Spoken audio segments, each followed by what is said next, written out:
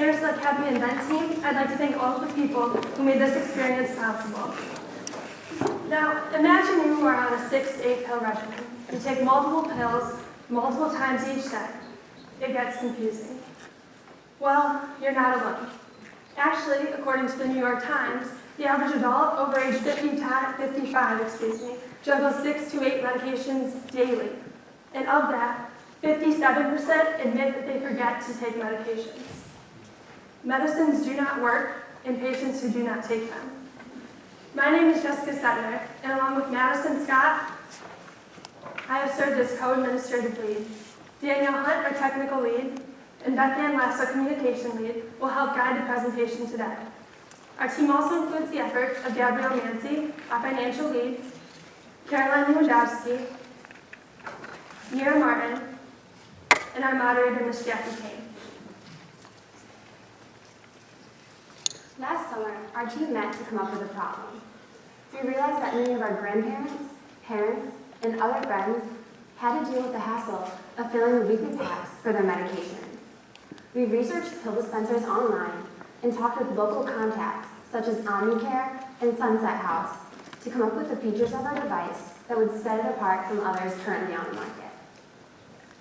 We will not be giving a full demonstration this afternoon, but we're going to show you how our device dispenses one pill at a time.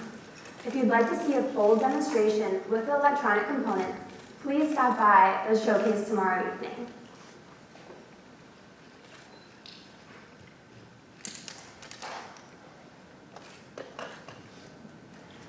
Our device alerts users when to take their medications by a light. The light turns on at the time the medication needs to be taken and turns off only after the button has been pressed. Users can set 10 times on 2-hour intervals beginning at 6 a.m. One key feature of our device is that it allows pill bottles to remain in their original containers. The user simply rotates the frame and loads the pill bottle into the rubber cap. The user just rotates the device back into place and it is ready to go. Also, the whiteboard front and accompanying notebook allow the user to make notes about their pill-taking needs.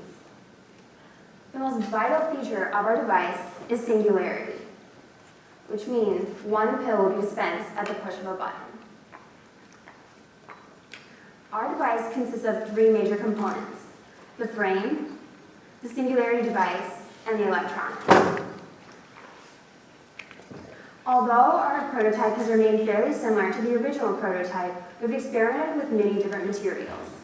We decided to make our prototype out of acrylic plastic and had it professionally made by Allied Plastics. The whiteboard front has lighted buttons and large numbers.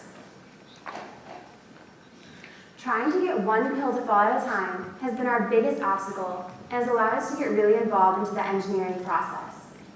We worked with Libby Glass to make our first 3D printed prototype.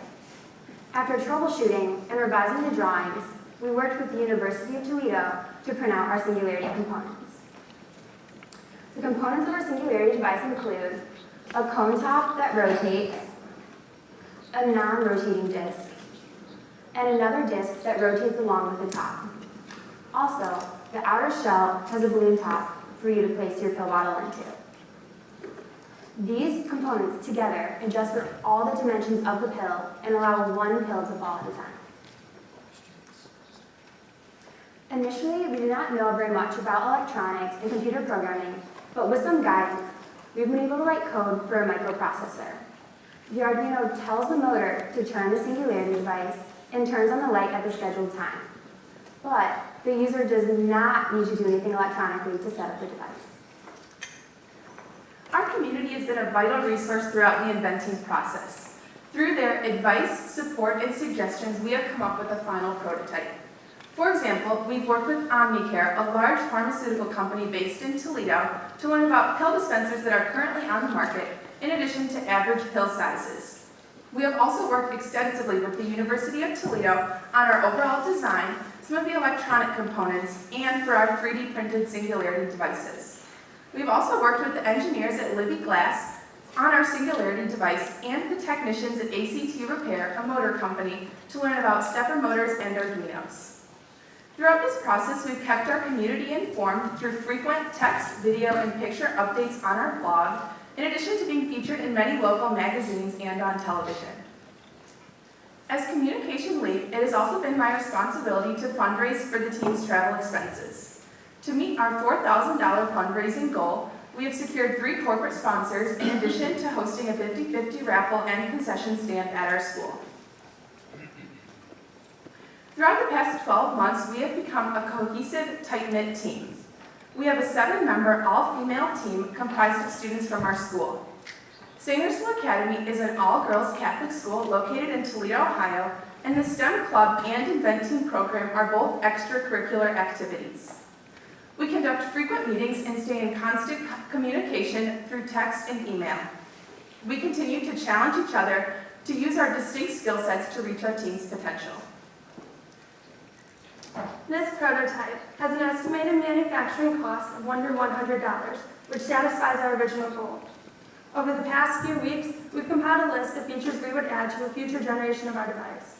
These include a small shelf fitted underneath the device to hold a notebook and accompanying prescription information, a larger dip switch system for easier programming, and an adjustable Singularity device to account for more percentage of pill sizes. At this time, we would like to open the floor for questions and remind you all that we can have questions tomorrow at the showcase.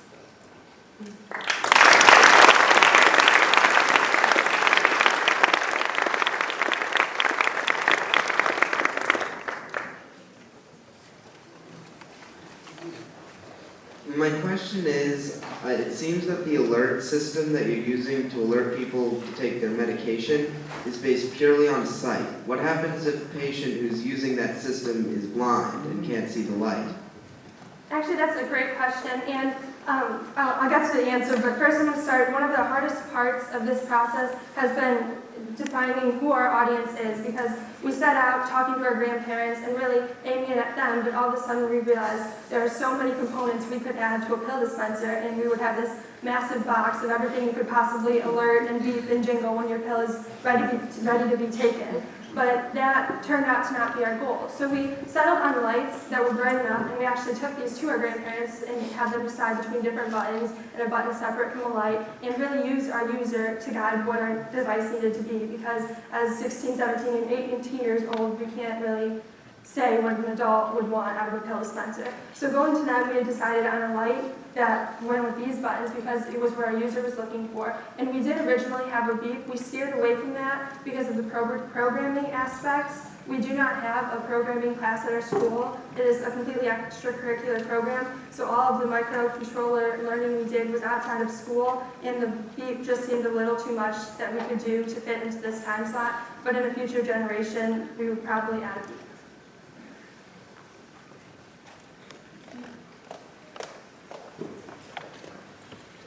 So congratulations, great presentation. I had a question about, for the grandparents that have little kids, have you thought about child safety for making sure that little children can't get into the medication? Yes, another great question. Danielle, would you like to? We have considered that aspect, but also with a lot of the other pill dispensers on the market that we've researched, there is no child safety lock on any of those either. So we did tackle that, or we did overcome that by just saying that it's not for our device. It's not going to be child safe. It can be placed up on a high counter. It can be placed anywhere where you can keep it away from your child. But just like all the other most of the pill dispensers out in the market, they are not child safe. But you do get to keep all your pill medications with the device, so you don't have to worry about having medications in all different arenas.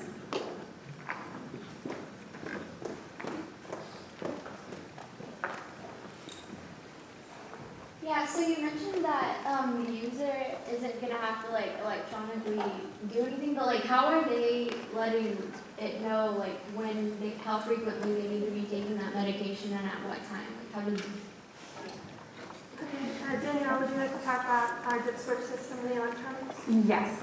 So electronically, as in with all the wiring and everything, the user does not need to set any of that up. It'll already come together once they receive the device.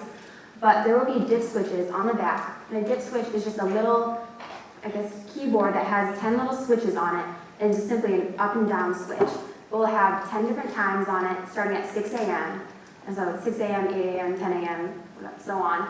And the user will simply, we have a little pen here because they are kind of small, and for future generations, we'd like to find a larger dip switch, but we did heavy searching and could not find any ones that were larger. So our user will simply just flip the switch up.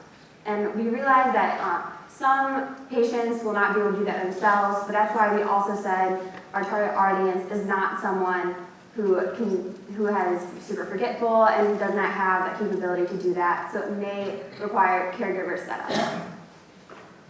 And I believe we only had time for 3 questions, so again, stop by the showcase and we'd love to go more in depth about that.